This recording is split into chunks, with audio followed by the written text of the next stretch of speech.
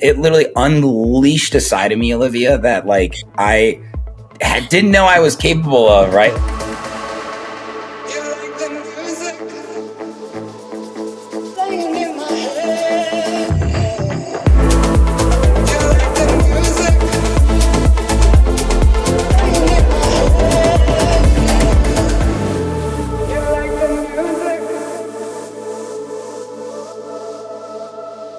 If you're familiar with the Chicago music scene, then you definitely know today's guest, Sherm. Sherm is a fellow podcaster. He has a show called Sherm in the Booth I was recently on. Hello, ladies and gentlemen. Welcome to Sherm in the Booth. It is my absolute honor to have a fellow podcaster here, a fellow journalist. And I consider myself a journalist in one way or another, right? You absolutely are. You'll give it to me? Yeah. Okay, because you actually did it. So if I can get the real right of approval from you, then we're good. But you've had so many episodes of Sherm in the Booth. I mean, That's true. Please. 223 right now. I was going to ask. Yeah. That's props to you. He is a DJ, a producer, an influencer. He does A&R for Hood Politics. This guy is literally everywhere, and somehow he still manages to work an 8 to 5 in logistics. He's become a really good friend over the past couple years, and I've learned so much from him because he's a guy who follows his nose about ideas and sees them through. Like, if you need someone to spot an opportunity for you, he's the guy to tell you. And you'll hear some really cool stories today about how he did just that when he turned his affliction for Malort, which is a interesting tasting beverage that's unique to Chicago, Malort!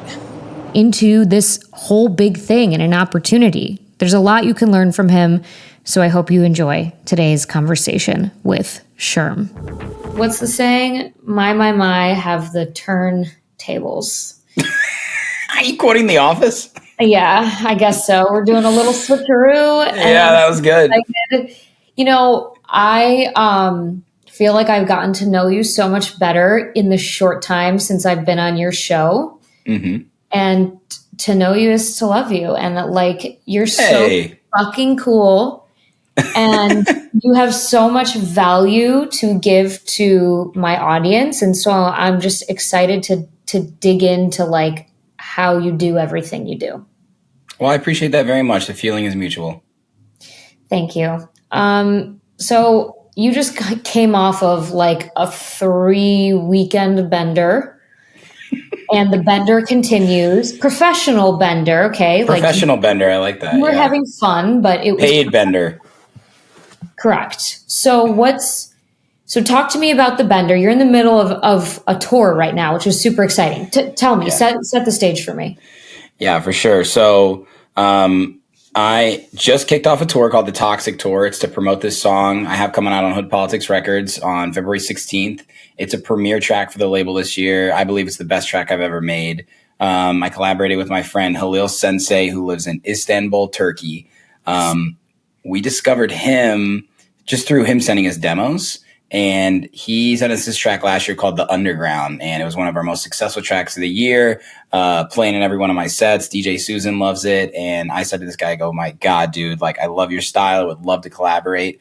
And that's the beautiful thing about music to me, especially dance music, and particularly house music, is the influences from people all over the world. Like, there's foundations, like his style of bass line is Hood Poly. Like, this guy's sound is Hood Poly, but he was making music before he ever heard about us, right? Yeah. And you don't have to be in the studio with people anymore. In fact, some people have trouble collaborating with other people in the studio because we all have our own flow. So anyway, that's all to promote this song coming out. And I'm really, really excited about it. The reception from when I play the song has been like insane. It's so nerve-wracking to like play a song with lyrics, right? Like, I've released songs with lyrics, but these are like, people haven't heard these before. And I'm a DJ who like always keeps it moving really quickly. Like, I'll play a song maybe they don't know, but I'll quickly fade out of it just to keep the energy and attention. But I'm playing this one out. I'm being patient. And the reception has been incredible. Like in Denver and San Francisco, 2 cities outside of Chicago that I've played in before. But yeah, it's just been so sick to see people actually dancing to it and just feeling their energy and where the track came from, which is really a special place for me, which is like right inside the heart, because the lyrics actually have a lot of meaning, right? The vocals say like, baby, I'm not toxic. And it's kind of like that thing of like, sometimes people don't understand you until they know you, like you said. And the song has an energy sort of like a beating heart, right? So it's like, it builds, it builds, it builds. And then you get the drop for a second and then it goes away and you're like, whoa, could bring it back. Then the drop hits again, then it slows down, and then I start to filter in the kick and the second break, and it feels like a heartbeat, and then everybody just like is like, "Damn, this shit hits!" Wow. So, I yeah, think you're the first person on this show to actually explain like I don't even know the technicalities of it, but that's really cool. yeah, And what I find absolutely terrifying about DJing and what you just explained to me is that you are taking your heart and putting it outside your body in front of a large audience. And with the total gamble being they might hate this. And so that's the risk you have to take. So it must feel really good to be, you know, a couple dates into this tour and like getting that feedback. yeah, for sure, Olivia. And this conversation comes up a lot, like behind the scenes with other producers, where we make our music so that we can be a unique artist and have fans that love and appreciate us. But it's also scary sometimes when you're in the moment, you're playing in front of this big crowd, and you know, I don't know. It's just like shit. I've pulled up so many of my songs before, and I know this will resonate with a lot of DJs. Like, you pull up your song, you're about to mix it in, you go, I can't do it. Like, what if I lose the energy that I have by playing an unreleased track? Maybe they don't know this track. Like, and that's kind of, it's a double-edged sword, because people do have a short attention span, even if they're already at the club. You know what I mean? Like, they're there on the dance floor. It's my job to keep them there. I'm playing these sets for them, but I'm also doing it for me. Like, I want to feel their energy, right? So it can be a little bit like, shit, is this gonna work? Should I play it? But I've been doing that more lately because artists were our own biggest critic. But the fact is, people love discovering new music, especially people like you. You know what I mean? Like, as a fan first type DJ, I love to go to sets where it's like unshazammable. You know what I mean? Like, it just makes you want it that much more. So I'm trying to like lean into that a little bit more, play my own music, take those chances. And yeah, going on a tour to promote a song is, you know, something completely new for me. You've seen some things like that, you know, like an album release tour, right? But this is a single. This is the world we live in. So I just did Denver and San Francisco. I'm going to Minneapolis. I'm going to Madison, Wisconsin. I'm going to Atlanta, Georgia, right?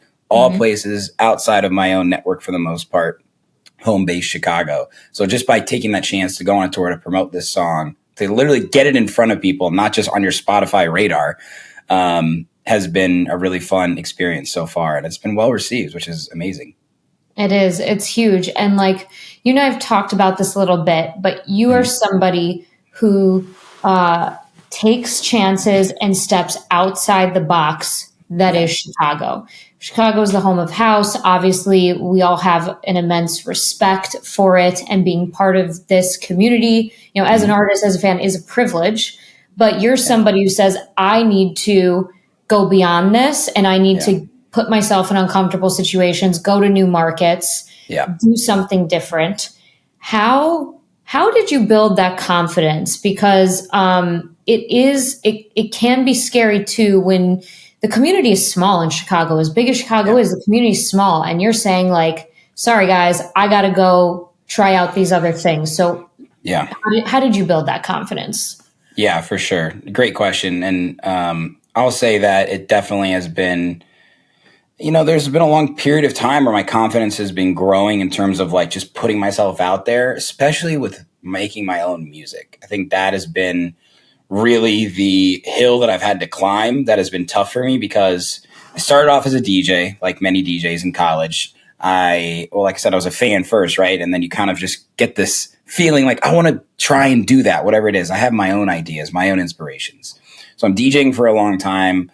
And 10 years ago, when I got into this, people were producing, but there was still not a lot of DJs like there are today. Like people that just get a controller from their mom for Christmas when they're 15 years old. You know what I mean? I didn't have my hands on a controller until I was 21.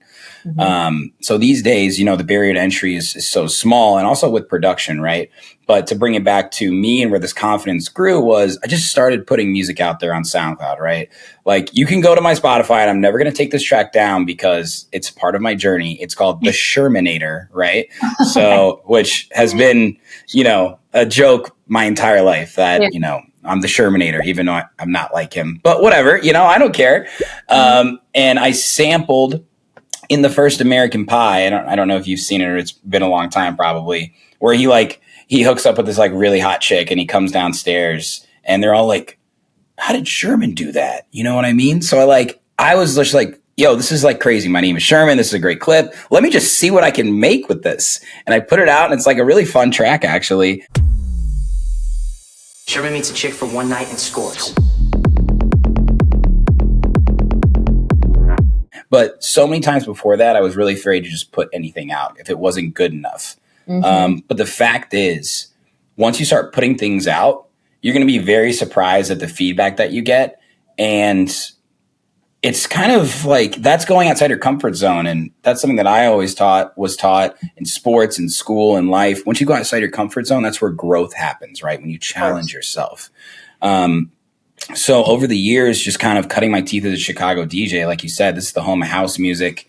While there is a lot of opportunity in the house music scene here, it's also very, very competitive because of the level of talent that producers have here, like your brother, So that was a little daunting for me. So I kind of kept following this direction of being like an open format DJ. Like, there was definitely a point in time where I thought if I could be a resident of Tal like Metro, then I've made it, right? I'm never going to be fucking Metro. That's my goddamn boy. Like, he's literally the Chicago Bulls DJ and the White Sox DJ. Like, that's his thing. He's so good at that, And I came to realize that's not Sherm, right?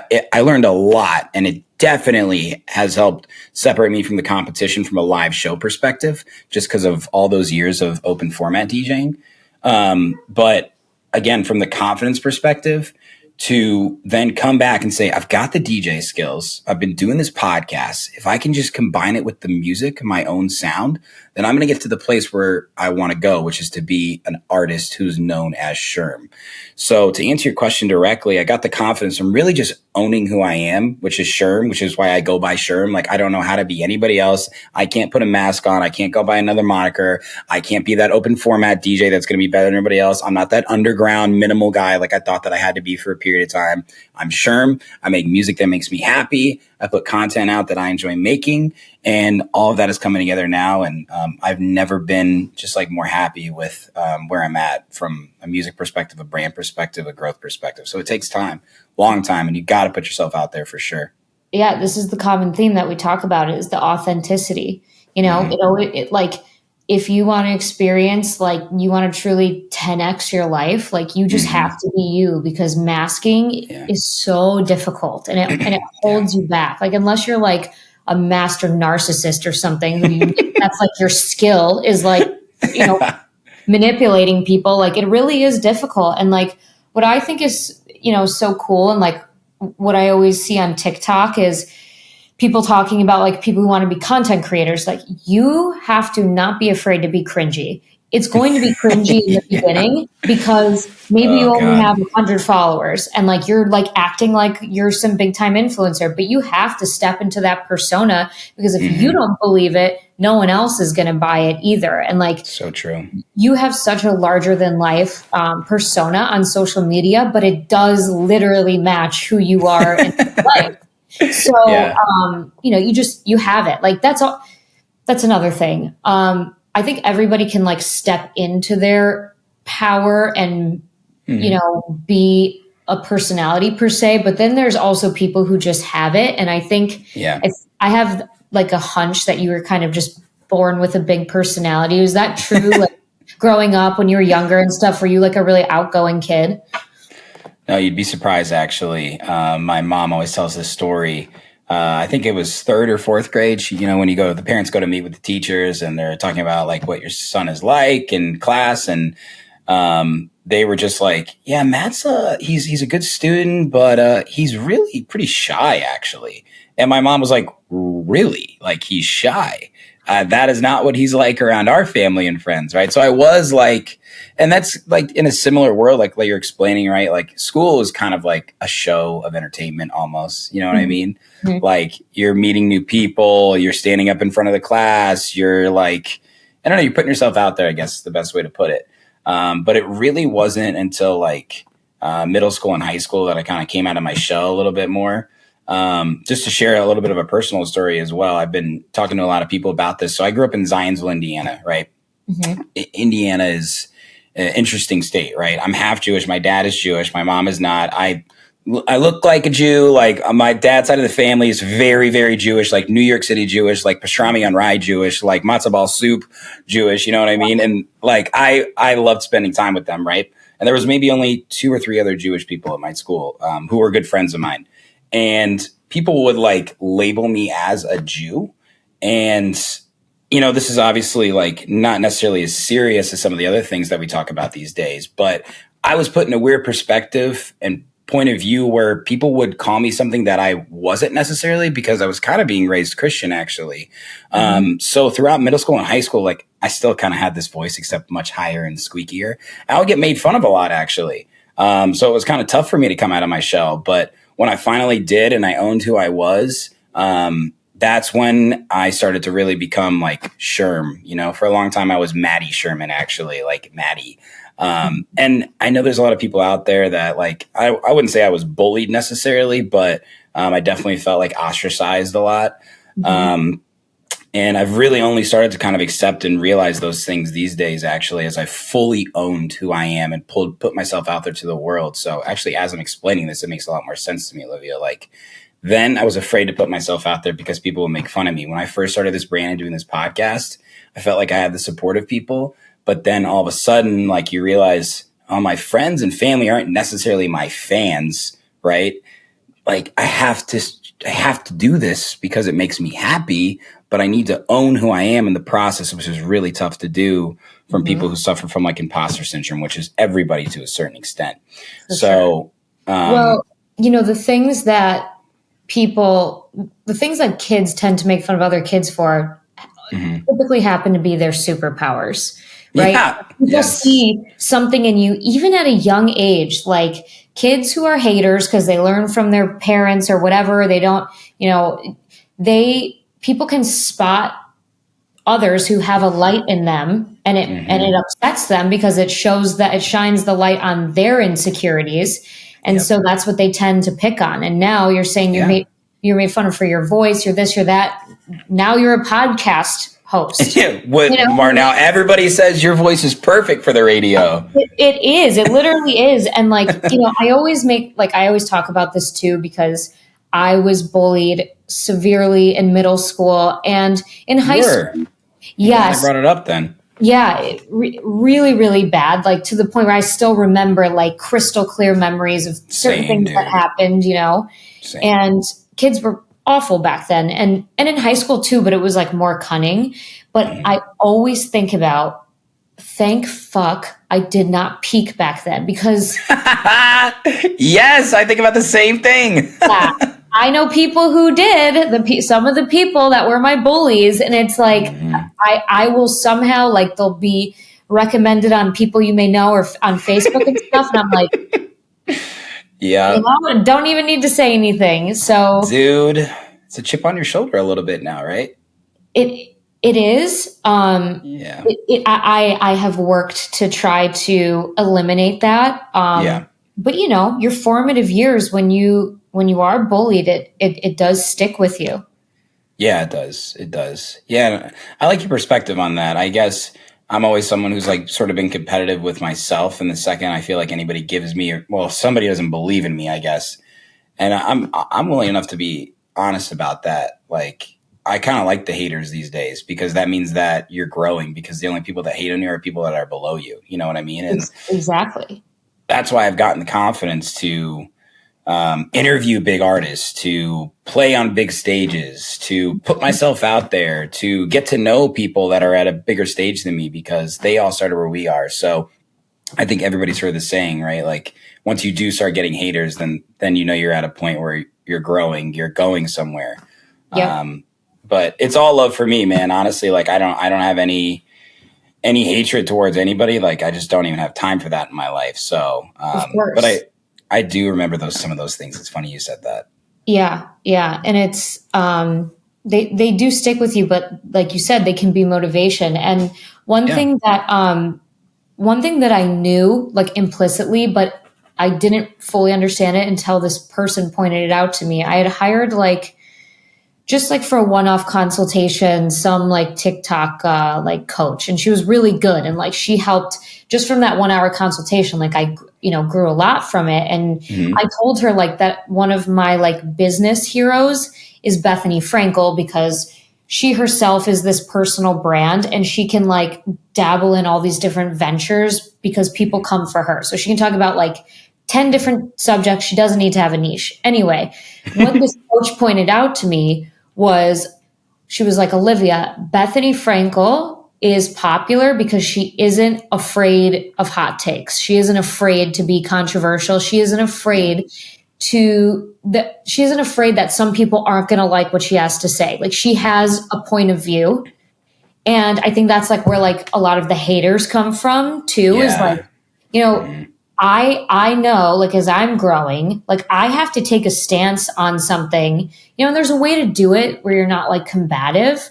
But I Yeah. think a lot of people, especially like relating this back to artists in Chicago, are Hmm. afraid sometimes to have a stance on anything because they're afraid, Definitely. oh, I say the wrong thing and I'm ostracized.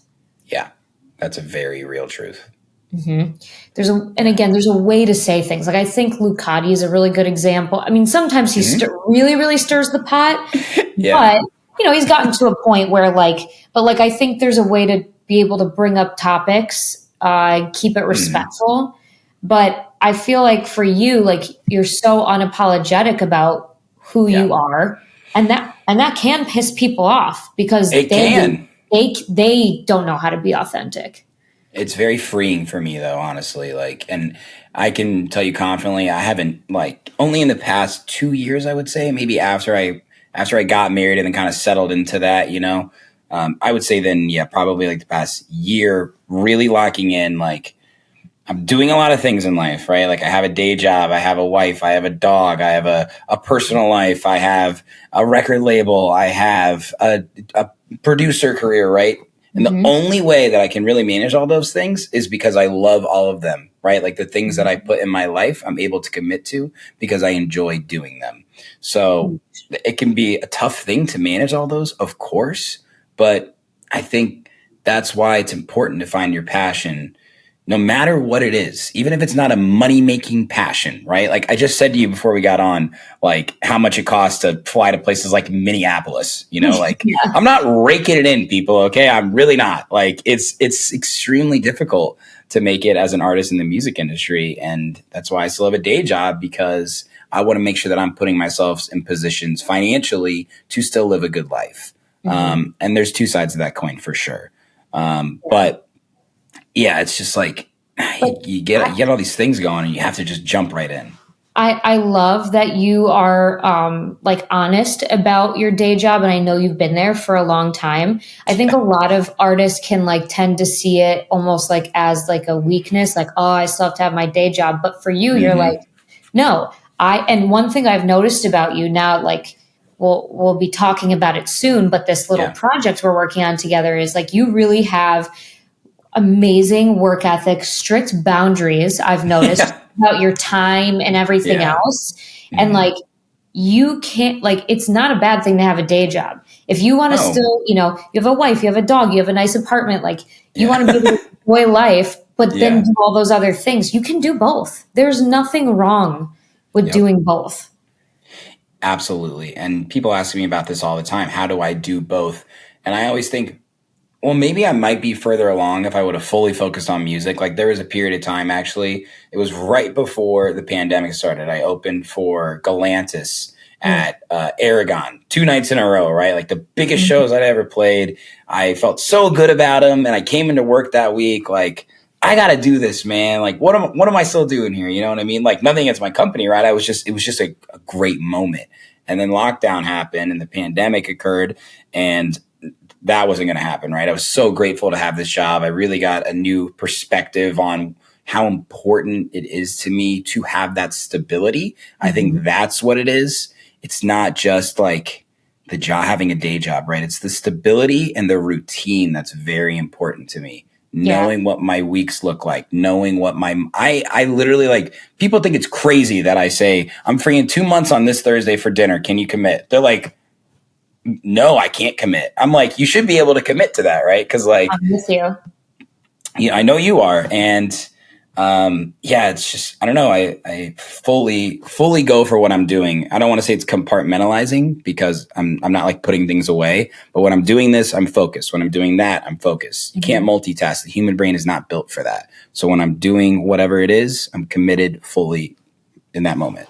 Yeah. Well, and you have discipline and, you know, not to like poke fun at artists, but and they've done it themselves on the shows. Like, I'm a DJ. Like, I suck at time management. I suck at, it's a joke.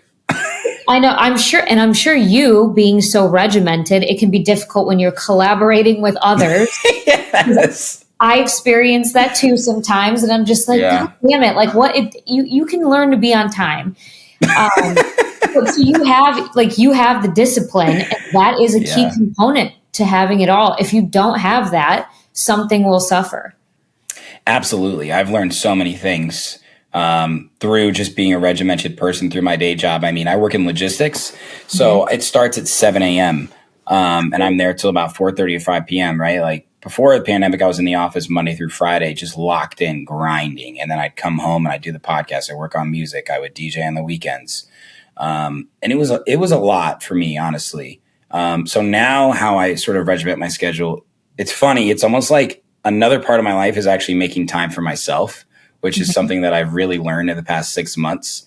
Shout out to my wife, Maya, for being like, you are doing too much. Even like you need to take alone time, right? Like, yes, I'm certainly an extrovert, but I am certainly someone who appreciates time with myself. Yeah.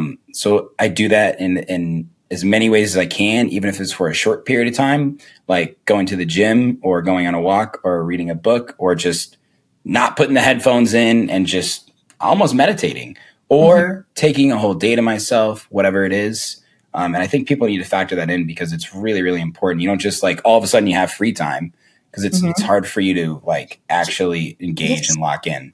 You have to schedule it, honestly. Like you have to make it important. Like, you have to put it on your calendar. Like, we put our work appointments on our calendar. We put our doctor's appointments on our calendar. Like, we really should be. And I could be better about that too, because like I have one of my books sitting here that like how many pages? Italian Magic. What are you reading? Yeah.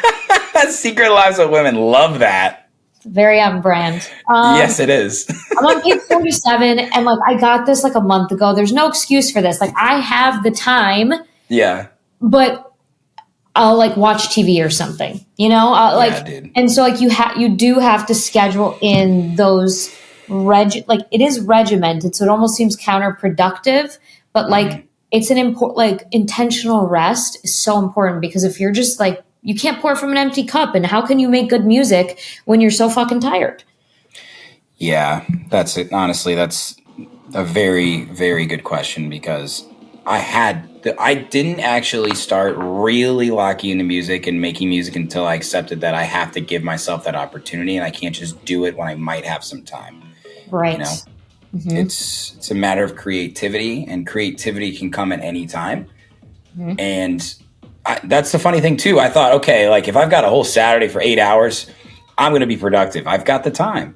I would sit there for like 2 hours and I'd be like, I'm just not feeling it. And I would get frustrated. So like when the time comes, you want to have the energy to do that. And that's been something that I've certainly struggled with, and I don't struggle with it anymore. I would say I deal with it, but I deal with it in productive ways. Yeah. So yeah, I mean, making music and being creative, they don't go hand in hand, unfortunately, sometimes, because when you're ready to make music, you might not be creative. And when you're feeling creative, you might not have the opportunity to actually make music. So I've gotten lots of different pieces of advice from producers who this sort of like mindset has resonated with. So they'll literally have like in their voice memos, like melodies, just different melodies that they're singing, right? So even if they're at the club, they'll literally be like, oh shit, I just thought of something. I want to go outside really quick, right? Yeah. I know so many different producers that come back from festivals and are just feeling so inspired. I know producers like me who it just comes out of the clear blue sky. I mean, dude, it comes to me at random times. Like I just watched La La Land, which is a great movie, by the way. And just the piano and the jazz in that movie, I was just like, holy shit, I've got some ideas. Thank God I just watched this movie again. So you never really know when it's going to happen. Yeah. But You have to be tuned in though. You have to be like present. yes, you do. Like being present is something I think about a lot because that's when you can find inspiration. So it doesn't matter. Like you could take like your relaxing time could be scrolling TikTok or it could be watching a movie or whatever, but just like be present in what you're doing because that is when like inspiration will strike. Yes. Yeah. Isn't it crazy that so many people we know, and certainly generations younger than us, are doing 3 things at once with a screen? They're watching TV, they're on their phone, they're on their laptop, their tablet. This is something so embarrassing. Like this is Say actually it. fucked. I realized today that I had an episode of Drag Race on my phone in like a little window. And I was literally on TikTok at the same time. Oh my God, that is psycho. I was like, what the fuck is wrong with me? Oh my God. Yeah. Which one are you watching? I mean, seriously. Both?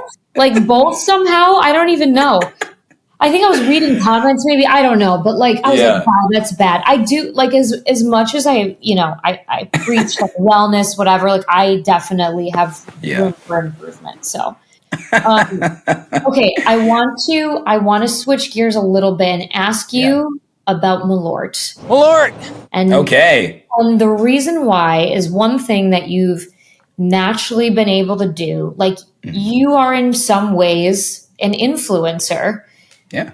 because you've found ways to collaborate with all of these brands, but in a way that feels so natural. Like you're not like the influencer in the sense that you're promoting some random like you can tell it's an ad type shit. Yeah, right. Like you're not out here like being like, oh my God, look at like my, this hat. I love this hat. Like it's natural to your brand and plays to your strengths. So how did Malort happen? Because I think there'll be some value in, artists that want to branch out and find other, whether it's, revenue making opportunities or just whatever. Like, so how did that happen?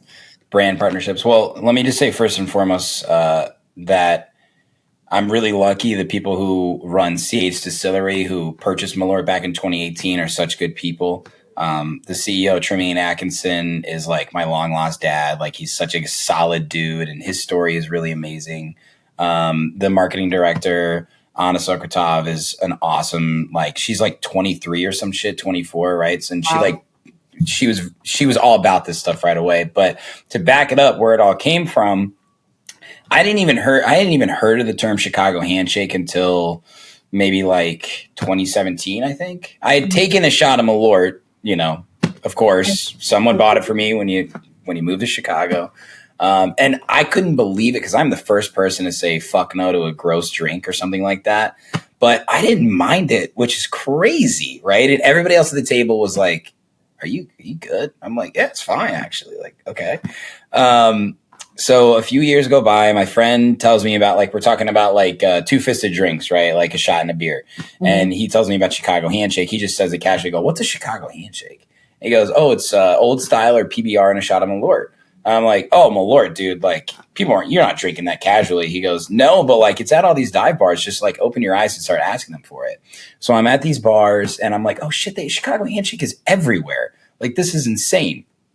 So I started like drinking them with people because a lot of people hadn't drank Malort, and I felt like it's my duty as a Chicagoan to do this, right? And I start to meet more Malort drinkers, some of which are my friends, some are new people, some are the bartenders, and I just start to have this weird sort of Chicago connection with people. It's a very strange thing. And you have this connection just like with dance music fans, right? Like you've told me about this. Especially through your podcast, right? Like connecting with people about the love of music and being a fan. So it's a similar world. So on St. Patrick's Day, I think in 2021, or maybe it was 2022. I can't remember, but I'm with my friend and it's St. Patrick's Day. It's a great day to be drinking Malort. We took this video. I did it on a balcony and people started calling me Mr. Chicago because I was like drinking Malort. And, you know, I'm always like the guy to ask for recommendations for restaurants, for bars, for events, whatever it is, you know, because I love this city so much and I want people to experience it all the way to the taste of Malort. So my friend Cy and I, but with the bag, he sampled this vocal and put it over a house track. I go, dude, are you kidding me? This is genius. And we started working on it more. And I did an interview with Danny Deal, a live interview, and she's a Malort ambassador, so to speak, as well. And she made me take a Chicago handshake in the middle of this interview with her.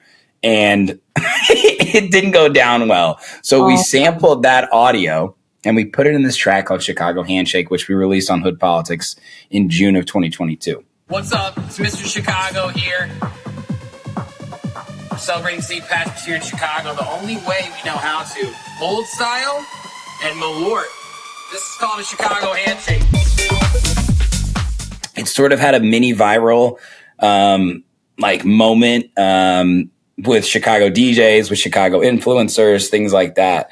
And it's a great track, honestly. And what I started doing was taking Chicago handshakes with people in the crowd while I played this song, right? So it became like this gimmick.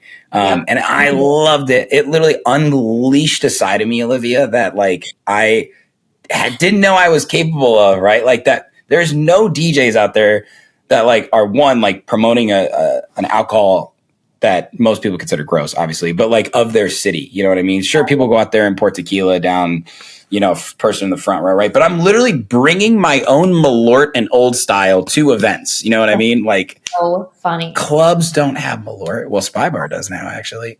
Yeah.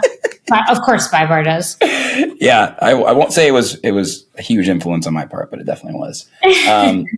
So I'm bringing these Malort shooters with me everywhere. I'm bringing Old Style, and people in the crowd just absolutely love it, right? Because I'm doing it with them. And I had this idea. I was like, I really want to do like an event. It's a headline event, but it's got to be really unique. Like, I don't want it to be just like another club show where I DJ. Like, I want this to be something where I can roll out an event. It's specific to Chicago, and it would unite people not just in the dance music world. And I thought, man, like, wouldn't it be cool to like really unite like iconic foundations of Chicago, house music and Malort? And I was messaging them a lot and just kind of being like, hey, I would love to like collaborate with you guys in some way because they always reposted me. And I came up with this idea for an event called the Chicago Handshake Party, right? So I did it last year, and I worked with my videographer, Colton, who helped me with all these ideas to literally go up to tourists in Chicago around the Bean and ask them a trivia question and drink shots of Malort with them. And the shit went fucking viral, right? Like many of the videos did extremely well. Everybody was asking me about it, talking about it. And obviously CH Distillery was like loving it. And I interviewed the CEO, Tremaine, at where they make Malort at CH. Cool. Yeah, so got the full story from him, played a set in there on top of Malort barrels, and just like leaned into it. And it was so much fun for me because like you're collaborating with this brand in a very real boots on the ground way. Like I know it's a little sales term, but like I'm literally in the fucking streets, you know what I mean? Like pushing Malort, and they've just become really good friends of mine. They're always looking to collaborate on new stuff. And it's been a really special thing for me to fully own that and really believe that because, like, I don't know, it was just wild for me, right? Like, I'm just some guy from Indiana, but I had a liking towards Malort and the culture behind it. And for a long time, I didn't even know I was going to do this event, but I was taking videos of me drinking Malort with people, friends, random people at bars. Right. And it just became this. So that's the story. The being present thing. Okay. Like, you know, like you realizing, wait, I have something here. And two things I want to mention really quick, because in any, like in my world, like the content creation influencer world, some of the most common tips for new influencers, people who want to be influencers and want to work with brands, are always one, find a product that you love and use every day. Obviously, you're not drinking Malort every day. So, but you're doing it, it's part of your weekends, whatever. You're like, I got a bottle right here. So use something like find something that you use all the time and that you love, right? Like it's easy for you to talk about because you love it. And then make content with it for free, right? Like make a video and then send that video to the brand and be like, hey, I love your product. Like, here's a video I did about it. Especially if it does numbers, like that's even better. And a lot of the times the brand will just fucking pay you. They'll be like, oh, can we use this? Like, and we'll pay you or whatever.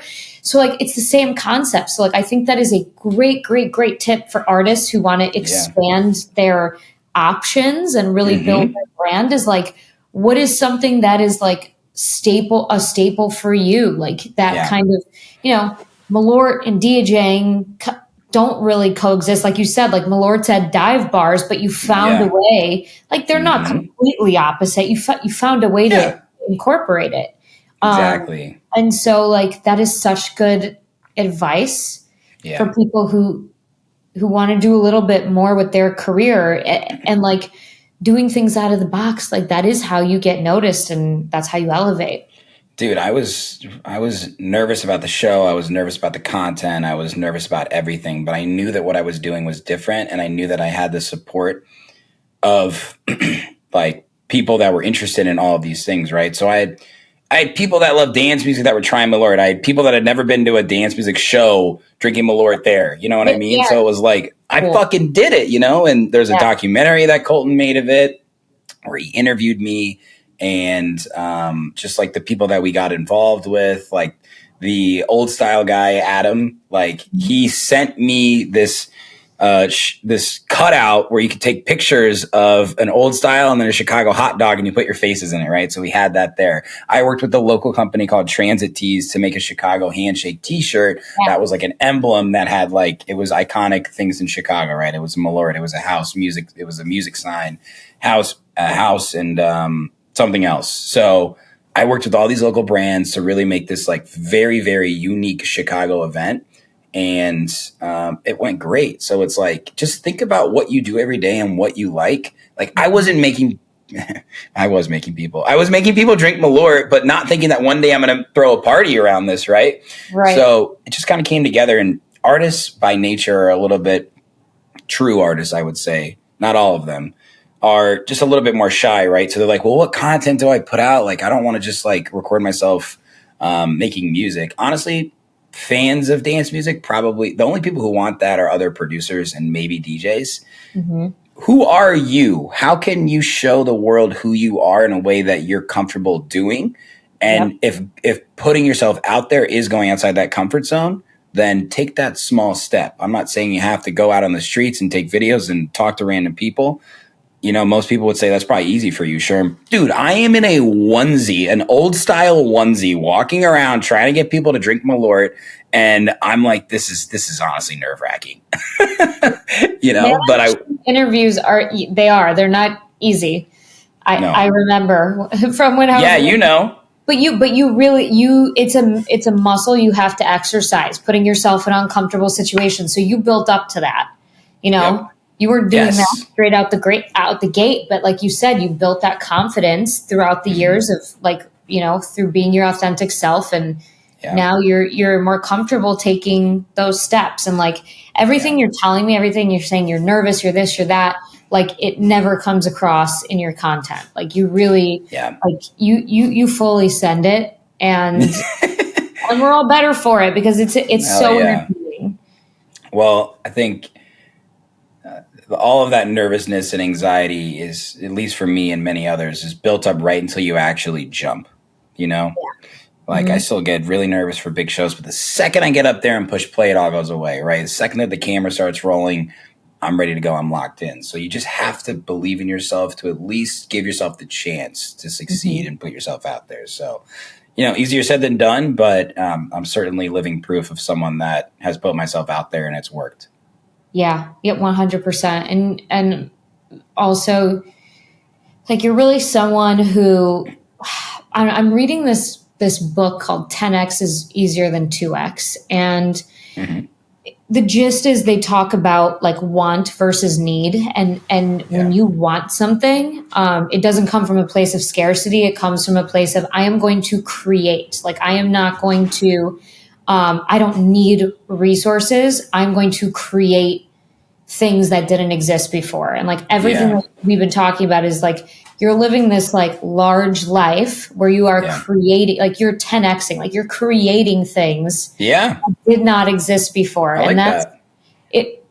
People don't do that. Like, I'm not trying to like, I'm laying it on thick here, Sherm, but like really, people don't do that. So it's just really impressive that you continue to go for it. Yeah. And you're always doing new things.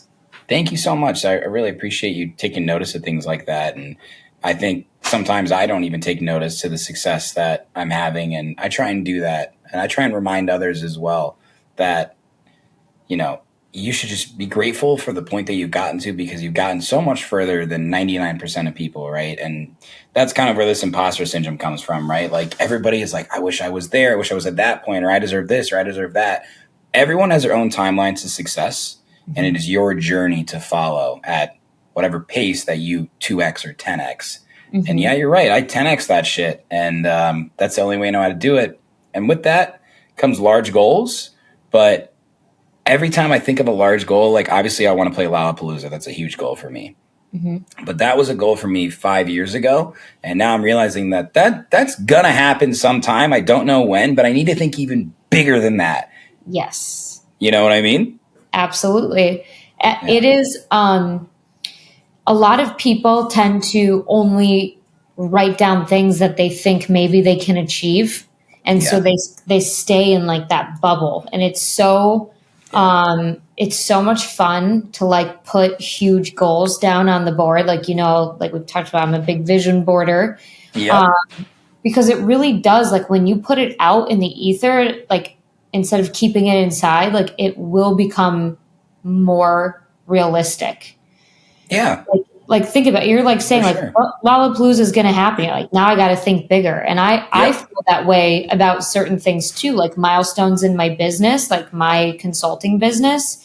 I'm like, oh, like that much money, like that's fine. I can do that. Now I need to think bigger. But people get afraid. They get afraid to think too big because they don't want to fail. But it's like, why just go for here when you can like you go up here and then you land somewhere in the middle, Well, look at, let me show you some love. Look at what we're doing right now, right? We'll probably mention a little bit later, but I think unless we did it together, we probably wouldn't be able to. So you don't always have to do it on your own.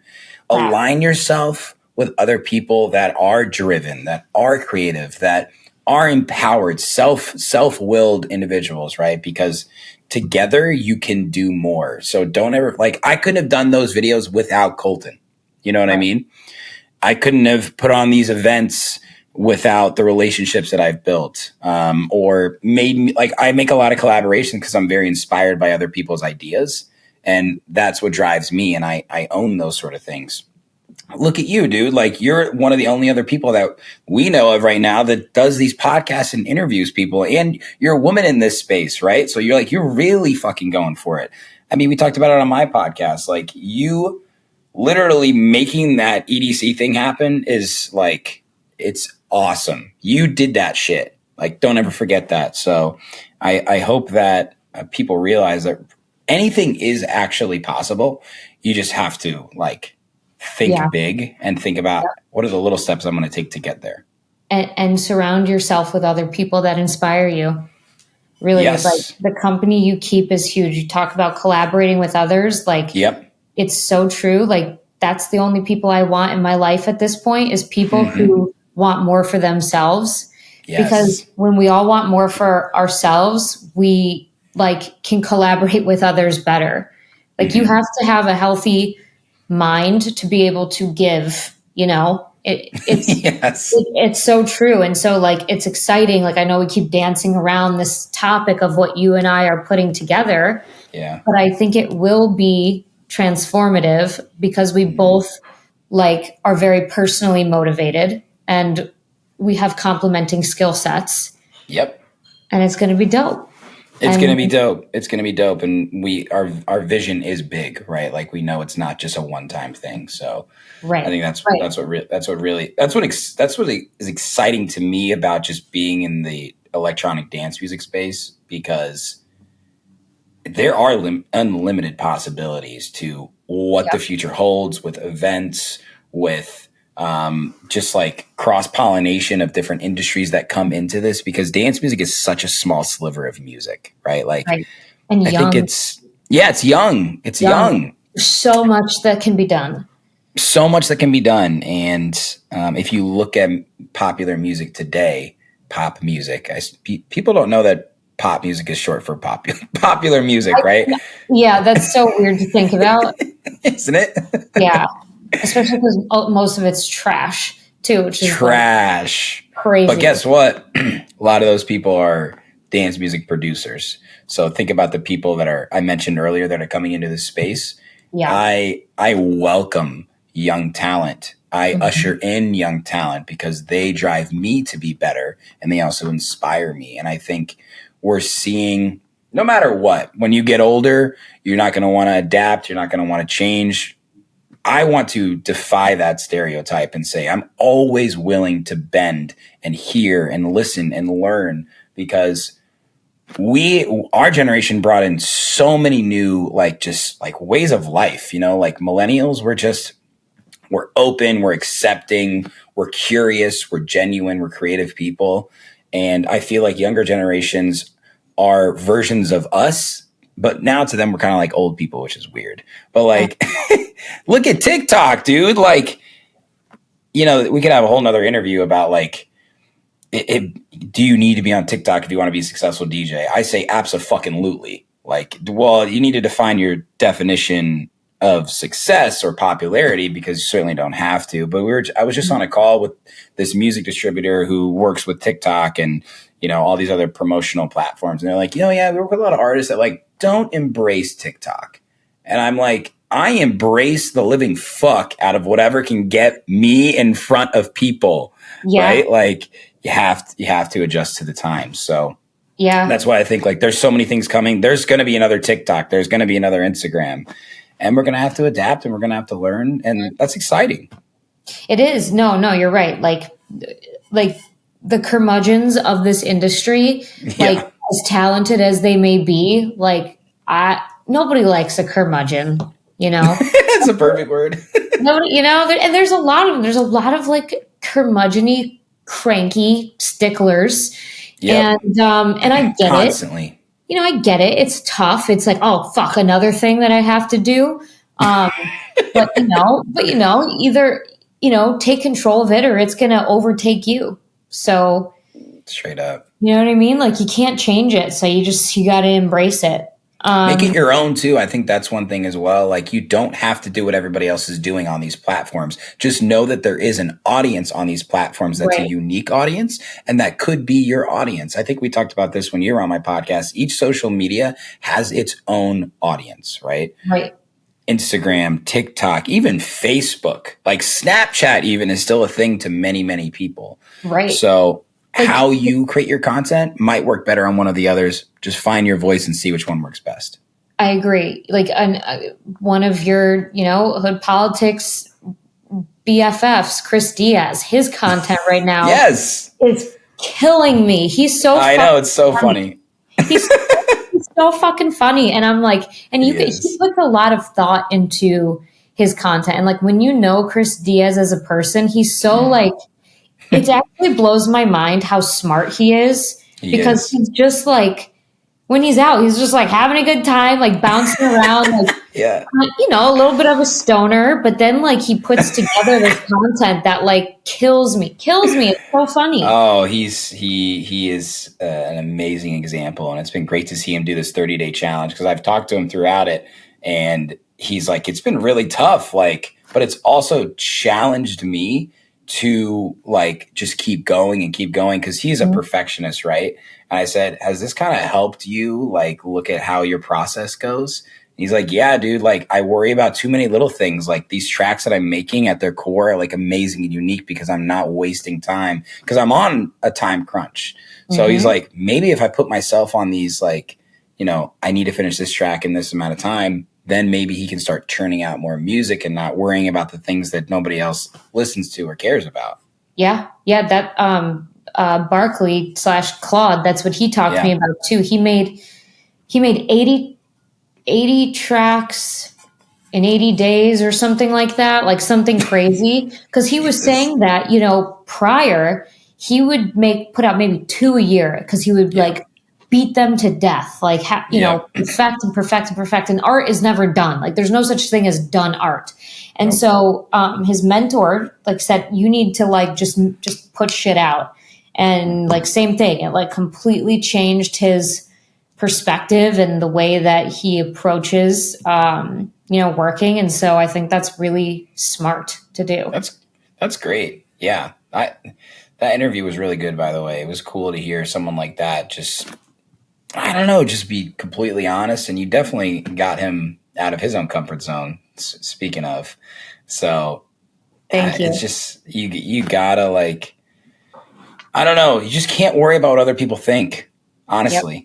That's as simple as that. Just do it. Whatever your goal is, whatever your passion or your dream is, you can't get there unless you just do it and put it out there. So, you're the only person in your own way. I love it. That's been the theme of this conversation. And I think that's, perfect statement to end on, because you wake up at 5, 6 in the morning. What is it? Well, now I got a little puppy. She's my alarm clock. I haven't set an alarm in quite some time. So it's usually between 6:15 and 6:20. We go out to the potty. Brutal. Yeah, we hang out. much respect to you. And I'm so excited. Like, I know we did that typical like DJ thing of like, oh, big things coming, like announcement coming soon type bullshit. But we actually do have an announcement coming soon. And God, that's so funny. Like, that's like so typical. But thank you for being on my show. Yeah. And I'm so excited to see what you 10X next. Nice, Olivia. And thank you for having me on the show.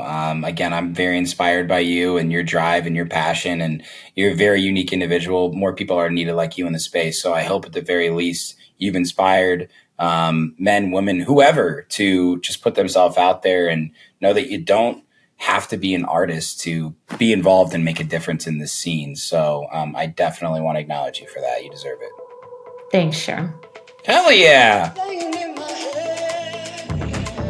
It was a very cool opportunity to get to interview my friend and kind of get to know him on a deeper level in this sort of setting. And if you notice towards the end of our conversation, we hinted at big things coming, and we would not be saying that if it wasn't true. We have an announcement coming here in the next, I want to say just under 2 months. So I know that's a long time to wait, but it will be worth it. What we are putting together for you guys is a fucking game changer. And I wouldn't say that if I didn't mean it. So stay tuned for that.